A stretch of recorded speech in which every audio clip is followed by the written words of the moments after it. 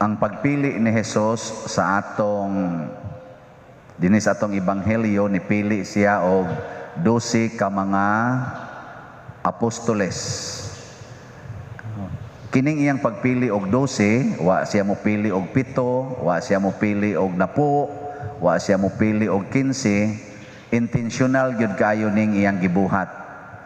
Ang pasabot ani nga dunay kahulugan sa plano sa kaluwasan. Nya ang plano sa kaluwasan nga ang kaliwat ni Abraham maoy magpabilin nga agianan or pundok sa katawhan nga maluwas. Nya gikan ni Abraham dunay 12 ka mga tribes katong gitawag og Israel, kay kani si Jacob anak man ni Isaac nga nahog naman ig apo ni Abraham si Jacob. Si Jacob na usab ang iyangan ginganlan siya og Israel. Unya naka-adak siya 12 ka buok, atong 12 ka tribe sa Israel. Usa gani ato kani si Juda or Huda, nya usa sad ato ang sikat kaayo kadto si Jose nga gibaligya ngadto sa Ehipto. So 12 sila kabuk. Nya kining maong tribo ni Israel, the 12 tribes of Israel, mao ni sila ang gitawag og ang pinili nga katawhan sa Dios. Mao ni sila ang gikan sa Ehipto mibaktas ngadto sa desyerto aron moadto sa promised land. Og mao ni sila ang gitagaan og daghan kayong mga milagros Ginoo, lakip na atong pagkabuak sa dagat nga pula, kadtong mag-uwan og mana didto sa kamingawan didto sa desyerto nga 40 ka tuig sila nga ang ila didtong gikaon kadto ra yung siging kaon sa gihatag sa Ginoo. Mga kuan kay ba mga buta nga lisod kaayo nato ma-experience na karon. Unya dayon sila mo'y gitagaan sa balaod sa Ginoo katong 10 Commandments nga giadto ni Moises sa bukid sa Sinai, nga 40 siya kaadlaw dito sa ibabaw. Nya nakaadto gani ko ani mga igsoon dito sa bukid sa Sinai. Abot mig hapit mo siyam ka oras nga saka ya kanaog, mga 8 siyam bato ka oras namong lakaw. So portigin ang taasa. So espesyal kay ni nga mga tao. Apa niabot ang panahon nga silang mga kaning mga katawhan nagsupak-supak na sa Ginoo pag-abot na nila sa promised land. Imbes nga ang Ginoo suod kay nila, nagsupak-supak sila, ilang gibuhat ang tanan nga gidili sa Ginoo gikan sa mga hari. Bisan gani si Hari David nakasupak sa Ginoo, labaw na gyud si Hari Solomon katong anak ni David, nakasupak og bayo. Og didto niingon na gyud ang Ginoo, magunob ang imong gingharian, ang tanang tribes magunob except lang sa Huda, sa Judah, ang kaliwat ni Huda. Kay anha diha magsukad ang kanini ang kaliwat ni Abraham nga mahimong hari nga gitawag na sa kaliwat ni David. Kay kani si David nabilong man ni siya sa tribe ni Judah. Nya gibili ni siya kaya na mo sugod ang Ginoo, pero napapas na to ang 12 ka tribo. Nya aron malabas pagbalik og matuman ang panagna sa kasulatan, naghimo si Jesus og another 12 persons, the 12 apostles. Nya kaning 12 apostles mao na ni sila ang katumanan sa ato karong unang pagbasa.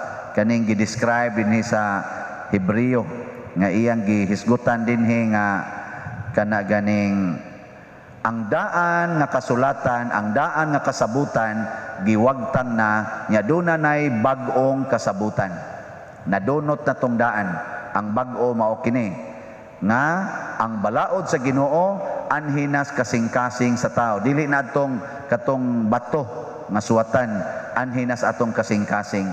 Nga bisag dili patatudluan, matod pa dire, bisag dili patatudluan, makahinumdom na taning balaura kay musod na sa atong kasing-kasing. Og dinhi dapita ang nakapatuman ani mauna ang mga apostoles. Nya gikan sa mga apostoles mauna ni karon kita. Tanan nga binunyagan musod na ang balaod sa Ginoo sa atong kasing-kasing. So dili na ta magsigig ingon muadto pa ko stulda, muadto pa ko didto sa templo. Ang balaod sa Ginoo, ang presensya sa Ginoo ni ana sa atong kasing-kasing. Ang pangutana lang karon, ang pangutana ato bang gisigihan og kaning gamit, ato bang gisunod gipaminaw ang balaod sa Ginoo. Mo bitana kana bitang panahon nga naay magdepresyon, naatay mga kabalaka, katulang mga counseling na kusuna, inig-ingon ganila nga ako pader mura gaduda jud ko aning gisigihan jud ko gukod ani siyawa. Ana ba? Gisakit jud ko siyawa kanang pre-ubiri ko pader kay murag sus ang yawa pader di agid nako diri ron. Ana magkatawa lang ko ana kay ngano man ang Ginoo baya moy di nato pagbunyag ngano naman hinoong yawa naman hinoon eh. Usa sa akong isulti ana moingon dayon ko, imo bang gigamit ang pulong sa Ginoo nga naa nimo? Imo bang gidiskubre ang balaod sa Ginoo nga naa nimo? Asway na ninyo mga igsoon kanang maglibog na kayo imong hunahuna nya daghan kay kag mga problema. Piyo nga rago na imong mata nya relax og maayo, relax nya i-empty imong mind nya ingna dayang Ginoo, Lord, sultihi ko bi unsay imo rong gustong ipabuhat nako. Pastilan di gyud kada ngatag 5 minutos naagi isulti ang Ginoo nimo. Pero magsige gani kag paminaw sa imong problema, Allah, unsaon ka ani, Allah niya nasa ko'y sakit, Allah tuwa sa dito sikuan masakiton, may untag di matabo ni, may untag dili ni mahitabo. Kanay imong paminawon kanunay adda, mas stress ka oy kay mao man gitawag og ang daan man na nga kasabutan. Ang daan nabilong na sa daan katubang ilang mga kinaiya ba nga kanag yung makita ra gyud ang para ra gyud lawas magsigig reklamo mao man to sila ang daang mga tao. Ang sa mga apostoles dili na mao, nagtuman sila ug nagpakamatay na sila para sa Ginoo kay ang Ginoo di nasod sa ilang kasing-kasing, di na sila matandog sa mga kabalaka bisan pas kamatayon. Ang mga karaan nga mga tribes sa Israel, katong 12 tribes of Israel, ang ilang gipaningkamutan ato nga madato silang maayo, mahimo silang powerful, nga dagko silang mga templo, dagko silang mga nasod. Mao to ilang gipaningkamutan. Nakanabang murabag powerful sila ba? Sila gihawd. Ana. Pero unsay gibuhat ni Kristo pag-abot na sa 12 apostles, iyan ang giingnan, biyain ninyo ang tanan. Wa mo'y ilisan, wa mo'y mga kwarta, wa mo'y daang pagkaon. Ang inyo ragyong dadon mao ang gahom sa Espiritu Santo. Muna diri sa atong ebanghelyo ningon siya og gitagaan sila niya og mga gahom. Katubang gahom sa pag-abog sa mga yawa. So ang ilang dala sa mga apostoles dili na kwarta nga plata, dili na mga livestock na mga karnero, mga baka, dili na mga kaning mga bulawan nga mo'y gigamit nila ni Solomon, ni Hari David, tagpila to ka tuniladang bulawan, naghimog og templo si Solomon nga pulos bulawan ang templo. Kini ganing atong simbahan dinib, pulos-pulos naman ni stained glass, nindot magitan-aon, unsa nakagpulos bulawan, suna nga na. Pero karon pag-abot na sa Ginoo sa 12 apostles, wa na sila gida bisan pagkwarta, bisan gani ilisan, wa. Yang anong gituyo man sa Ginoo? Mauna ni ang bag-ong kasabutan. Mauna gid ni siya ang tinuod nga kabalaan, ug mauna ni ang tinuod nga pagpanaw padong ngadto sa langit. Wa gid tay dadon dinhi sa kalibutan padong sa langit. Ang ato ragyong dadon kana ragyong para sa langit. Nya unsa man ang para sa langit? Ang gugma, ang sugo, ang pulong sa Ginoo. Mao ra gini atong dadon dito nga atong gibuhat, mao nang ningon si Kristo. Og ningon sa si San Pablo, inig kamatay nato muatubang tas Ginoo og hukman taniya sumala sa atong binuhatan.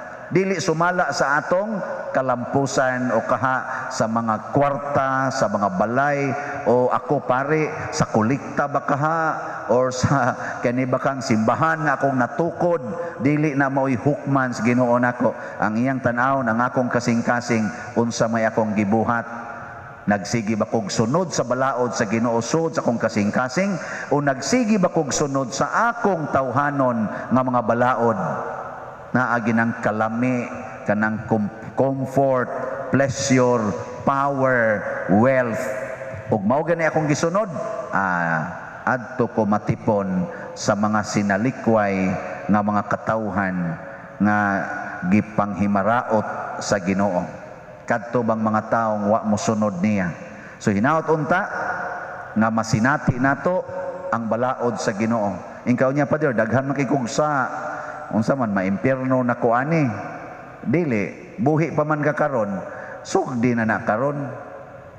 Kay ang Ginoo grabe man gyud kay siya. Matud pas atong tubag karon sa Salmo, ang kaluoy og kamatuoran magatagbo. Ang kaluoy og ang kamatuoran magtagbo. Unsa may pasabot ani? Ang Ginoo maluoy gid na nato basta magpuyo tas kamatuoran. Ang sala gumika na sa atong pagsalikway sa kamatuoran. Nantan ako karon pari man ko.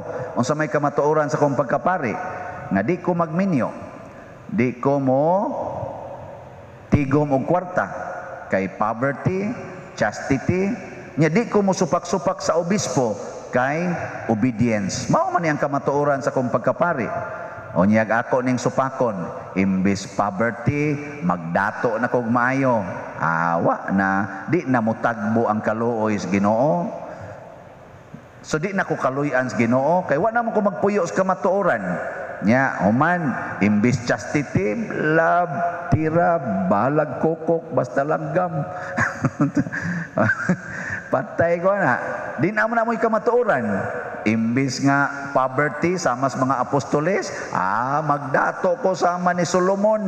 Magdaghan kay kong kwarta, daghang bulawan, yab, asawa pa, 1,000 kabuk. 1,000 to kabuk asawang Solomon. Aron, katilaw kitag maayo. Awa na ko nagpuyo sa kamatuoran.